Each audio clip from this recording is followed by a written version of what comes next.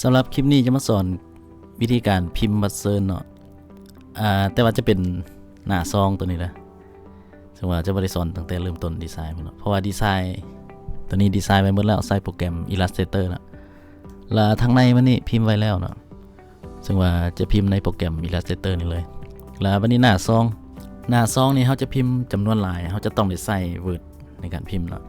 ซึ่งว่าดีไซน์อยู่ใน Illustrator แล้วจะ Export ออกมาเป็นรูปภาพเนาะเป็นแบบนี้เป็น PNG แล้วก็ Export ออกมาละเอียดหลังจากได้รูปมาแล้วเราจะมาสร้างไฟล์ Word นี่กำหนดขนาดตามซองเลยเนาะแล้วตัวนี้จะเผื่อทางข้างไว้หน่อยนึงเพราะว่าปรินเตอร์ในเวลาพิมพ์ปกติแล้วมันจะถ้าว่าตัวพิมพ์เต็มนี่มันพิมพ์บ่ได้มันจะเหลือขอบไว้ประมาณ 0.5 เซนคันเราเอาขนาดพอดีเป๊ะๆเลยนี่มันจะตัดตัวนี้ไปเนาะวันนี้ฉะนั้นจะเผื่อทางนี้ไว้หลังจากเอารูปเข้ามาแล้ววันนี้ลายสื่อซึ่งว่าลายสื่อนี่จะพิมพ์ตัวนี้ลูกค้าพิมพ์มาให้เลยเนาะพิมพ์ใส่ใน Excel จะมีหัวตัดล่างแบบนี้แล้วก็มีสื่อตามลำดับแบบนี้นะจากนั้นเราจะเกี่ยมตัวนี้ไว้ลายสื่อเนี่ยเนาะพิมพ์เป็นห้างไว้ก่อนก็ได้แล้วก็กำหนดขนาดอย่างให้มันเรียบร้อยเนาะแล้วลองพิมพ์ออกมาก่อนนะมันตรงบ่หลังจากนั้นเราจะลืมออกไปก่อนคือในลายสื่อนี่ถ้าว่าตัวนี้บ่ได้พิมพ์ทานไว้เราต้องพิมพ์อยู่ในเบิร์ดทานไปก่อน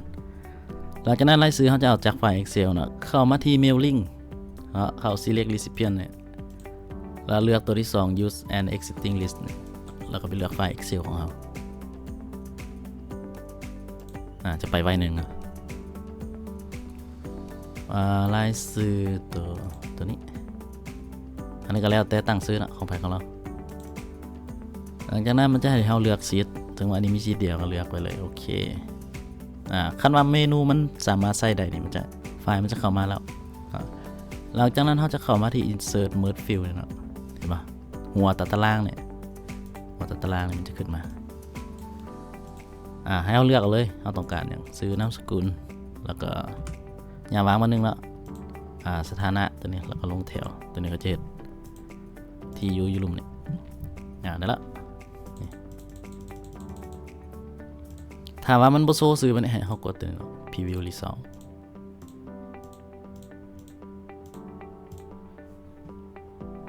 จากนั้นสามารถสั่งพิมพ์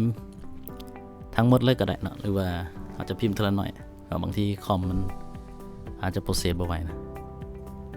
อย่างนี้เขาจะเบิ่งเอาตามลำดับก่อนจะพิมพ์ฮอตตัวนี้เนาะ104ลำดับที่1ฮอต104วันนี้เราจะมาสร้างไฟล์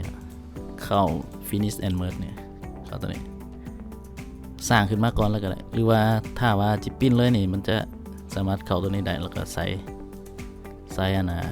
ลำดับมาจะเอาตัวใดแล้วมันจะปิ้นออกเลยตัวนี้จะสร้างมาเบิ่งก่อนนะบางอันตัวใดบางที่ซื้อมันยาวเนี่ยมันจะตกแถวเข้า Edit Individual ดูคอมเมนต์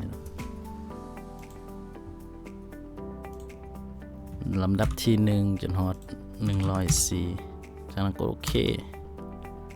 มันจะได้ไฟล์ออกมาแบบนี้ก็กดเบิ่งละว่ามันได้บ่